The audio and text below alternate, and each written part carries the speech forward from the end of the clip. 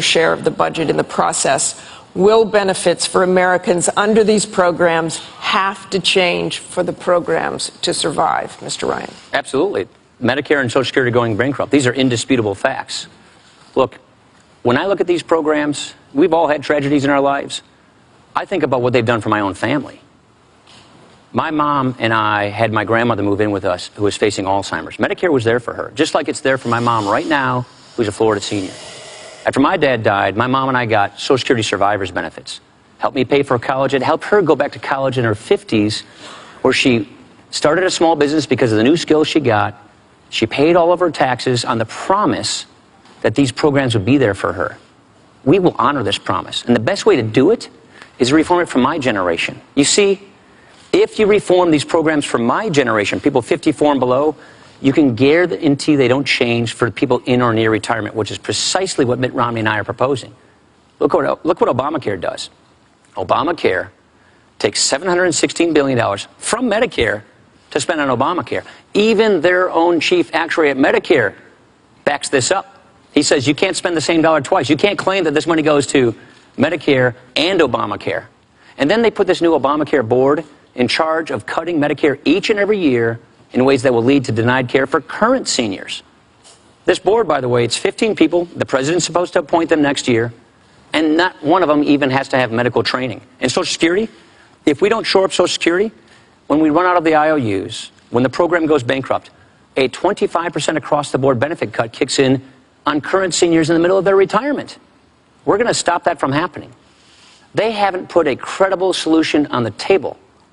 He'll tell you about vouchers. He'll say all these things to try and scare people. Here's what we're saying. Give younger people, when they become Medicare eligible, guaranteed coverage options that you can't be denied, including traditional Medicare. Choose your plan, and then Medicare subsidizes your premiums. Not as much for the wealthy people, more coverage for middle-income people, and total out-of-pocket coverage for the poor and the sick. Choice and competition. We would rather have 50 million future seniors determine how their Medicare is delivered to them instead of 15 bureaucrats deciding what, if, where, when they get it. Vice President Biden, too. You know, I heard that death panel argument from Sarah Palin. It seems every vice presidential debate I hear this kind of stuff about panels. But let's talk about Medicare. What we did is we saved $716 billion and put it back, applied it to Medicare. We cut the cost of Medicare. We stopped overpaying insurance companies, when doctors and hospitals. The AMA supported what we did. AARP endorsed what we did. And it extended the life of Medicare to 2024.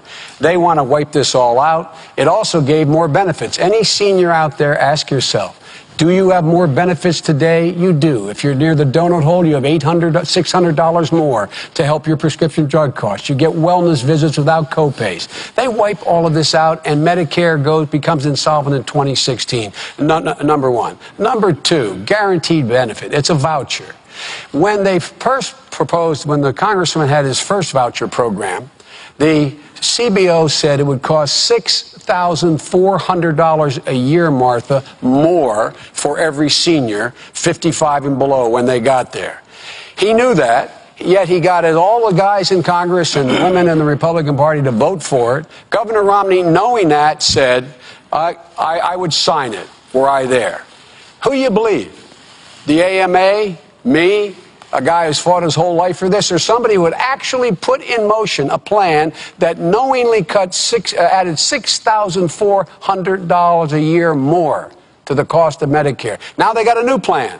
Trust me, it's not going to cost you any more. Folks, follow your instincts on this one. And with regard to Social Security, we will not privatize it. If we had listened to Romney, Governor Romney, and the congressman during the Bush years, imagine where all those seniors would be now if their money had been in the market. Their ideas are old and their ideas are bad, and they eliminate the guarantee of Medicare. Here's the problem. They got caught with their hands in the cookie jar, turning Medicare into a piggy bank for Obamacare. Their own actuary from the administration came to Congress and said 1 out of 6 hospitals and nursing homes are going to go out of business as a result of this. That's not what they said. 7.4 million seniors are projected to lose the current Medicare Advantage coverage they have. That's a $3,200 benefit cut. That didn't What we're happen. saying, More people signed up. these are from your own actuaries. More people signed up for Medicare Advantage after the change. What they're saying, nobody is Mr. Vice President, down.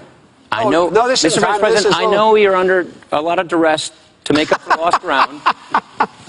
But I think people will be better served if we don't keep interrupting each other. Well, don't take all the 4 minutes then. We're saying don't change benefits for people 55 and above. They already organize their retirement around these promises. Let me ask you this. What is your specific plan for seniors who really can't afford to make up the difference in the value of what you call a premium support plan and others call a voucher? 100% coverage for what that's what we're saying. So we're saying income adjust these premium support payments by taking down the subsidies for wealthy people. Look, this is a plan. By the way, that $6,400 number, it was misleading then. It's totally inaccurate now. This is a plan that's bipartisan. It's a plan I put together with a prominent Democrat senator from Oregon. There's not one Democrat who endorses it. Not one Democrat who's signed Our partner is a Democrat from Oregon. And he said he does no longer support you for that. We put it together with the former Clinton budget director. This idea came from the Clinton Commission to Save Medicare, chaired by Senator John Breaux. Here's the point, Martha. Which was rejected. If we don't fix this problem pretty soon, then current seniors get cut. Here's the problem. 10,000 people are retiring every single day in America today, and they will for 20 years. That's not a political thing. Martha, that's a if we just did one thing, if they just allow Medicare to bargain for the cost of drugs like Medicaid can, that would save $156 billion right off the bat. And it would deny seniors choices. Seniors are not denied. So Absolutely. They are not denied. Look, folks, all you seniors out there, have you been denied choices? Have you lost Medicare Advantage? Because it's working well right now. Signed up? Because Vice President Biden, let me ask you, if it could help solve the problem, why not very slowly raise the Medicare eligibility age by 2 years, as Congressman Ryan suggests? Look, I was there when we did that with Social Security in 1983. I was one of 8 people sitting in the room that included Tip O'Neill negotiating with President Reagan. We all got together and everybody said, as long as everybody's in the deal, and everybody is making some sacrifice, we can find a way. We made the system solvent to 2033. We will not, though, be part of any voucher plan eliminating it. The voucher says, Mom, when you're 65, go out there, shop for the best insurance you can get. You're out of Medicare. You can buy back in if you want with this voucher, which will not keep pace with health care costs. Because if it did keep pace with health care costs, there would be no savings. That's why they go the voucher. We will be no part of a voucher program or the privatization of Social Security. A voucher is you go to your mailbox, get a check, and buy something. Nobody's proposing that. Barack Obama, 4 years ago, running for president, said, if you don't have any fresh ideas, use stale tactics to scare voters. If you don't have a good record to run on, paint your opponent as someone people should run from. Make a big You were one of the few ideas. lawmakers to stand with President Bush when he was seeking to partially privatize Social Security. For younger people, what we said then, and what I've always agreed, is let younger Americans have a voluntary choice of making their money work faster for them within the Social Security system. That's not what Mitt Romney's proposing. What we're saying is no changes for anybody 55 and above. What Mitt Romney is proposing. And then the kinds of changes we're talking about for younger people like myself is don't increase the benefits for wealthy people as fast as everybody else. Slowly raise the retirement age over time. It wouldn't get to the age of 70 until the year 2103, according to the actuaries. Now, here's the issue. Quickly, Vice President. Quickly. The bottom line here is that all the studies show that if we went with Social Security proposal made by Mitt Romney, if you're in your 40s now, you will pay $2,600 a year more. You get $2,600 a year less in Social Security. If you're in your 20s now, you get $4,700 a year less. The idea of changing, and change being in this case to cut the benefits for people without taking other action you could do to make it work, is absolutely the wrong way. These guys haven't been big on Medicare from the beginning. Their party's not been big on Medicare from the beginning, and they've always been about Social Security as little as you can do. Look, folks, use your common sense.